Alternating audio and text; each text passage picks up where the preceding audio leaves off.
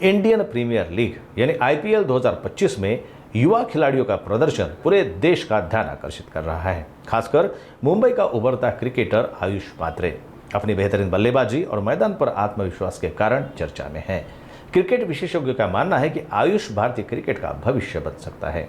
इस साल के IPL season में आयुष ने जिस तरह से संयमित और आक्रामक खेल का संतुलन दिखाया है, वह एक परिपक्व खिलाड़ी की निशानी मानी जा रही है।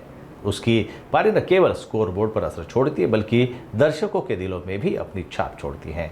कई पूर्व क्रिकेटरों और कोच ने उनके तकनीकी कौशल की सराहना की है। ॲक्च्युली या IPL मध्ये युवा खेळाडू खूपच चांगला परफॉर्मन्स करत आहेत। जसं की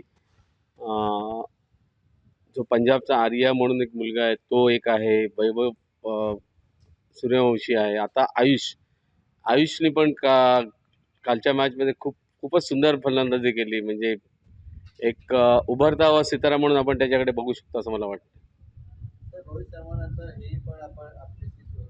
नाही, माझा शिष्य नव्हता तो। उगाच माझा शिष्य म्हणणार नाही, कारण तो दुसऱ्या सरांकडे शिकलेला होता। त्याच्यामुळे मी असं बोलू शकत नाही। हां, पण माझ्याकडे तो लास्ट 2 वर्ष मी ज्यावेळेस मुंबईला कोच होतो अंडर 19 टीमला, तर माझ्याकडे तो 2 वर्ष होता। काही छोट्याशा चेंजेस मी केल्या। मी असं म्हणू शकत नाही मी जास्त, पण त्याच्याकडे आधीपासून गुणवत्ता होती।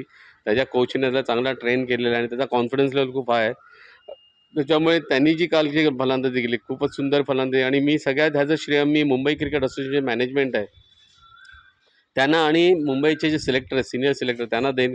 कारण त्यांनी त्याला रणजी ट्रॉफीमध्ये त्याला मौका दिला आणि रणजी ट्रॉफीमध्ये त्याला दिल्यानंतर त्यांनी खूपच सुंदर फलंदाजी केली। 2 100 केले त्यांनी, आणि त्याच्यामुळे असं मला वाटतं की तो येणाऱ्या काही वर्षात तो भारताचं नेतृत्व करू शकतो। पण त्याच्यासाठी त्यांनी फोकस राहणं जरुरीचं आहे, त्यांनी जमिनीवर राहणं जरुरीचं आहे, आणि जास्तीत जास्त त्यांनी क्रिकेटला वेळ देणं जरुरीचं आहे। टेक्निक वाईज तो खूप सुंदर टेक्निक आहे त्याच्याकडे। त्यांनी तिन्ही फॉर्मॅटमध्ये परफॉर्मन्स केलेलं आहे। त्याच्यामुळे आपलं एक भारताचं फ्युचर म्हणून आपण त्याच्याकडे बघू शकतो असं मला वाटतं।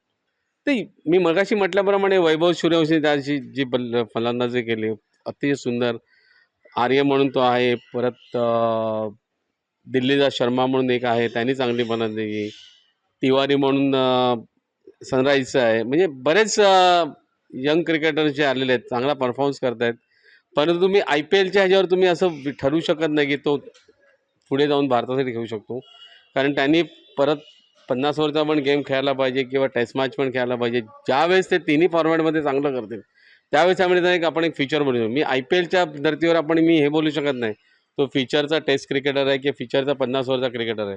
हां, पण तो T20 क्रिकेटमध्ये येऊ शकतो, पण ॲट प्रेझेंट मी तसं बोलू शकत नाही की तो फ्युचरमध्ये भारताचा खेळाडू होऊ शकतो। T20 क्रिकेटमध्ये तुम्ही काहीच करू शकत नाही, कोण जिंकेल काय जिंकेल, कारण प्रत्येकाचा दिवस, ज्या दिवशी जो चांगला खेळेल त्या दिवशी चांगला परफॉर्मन्स होईल ते जिंकतात। त्याच्यामुळे T20 क्रिकेटमध्ये तुम्ही काहीच करू शकत नाही की आज कुठली टीम जिंकेल, उद्या कुठली टीम जिंकेल म्हणून। त्याच्यामुळे मी सांगू शकत नाही की कुठली टीम फायनल जिंकेल। ते मुंबई इंडियन्स ज्याप्रमाणे आता खेळत आहेत, तर मुंबई इंडियन्स चान्सेस तर आहेत, कारण आता ते प्रत्येक मॅच जिंकत आहे आणि परफॉर्मन्स, आणि त्यात चांगली गोष्ट म्हणजे रोहितचा परफॉर्मन्स चांगला होत आहे। लास्ट 4 मॅचमध्ये तो चांगला परफॉर्मन्स करतोय, तो एक प्लस पॉईंट झाला आहे। मुंबई इंडियन्सचे चान्सेस आहेत, पण मी गेस करू शकत नाही की मुंबई इंडियन्सच जिंकेल, पण रनिंग रेसमध्ये आहेत असं मी बोलू शकतो।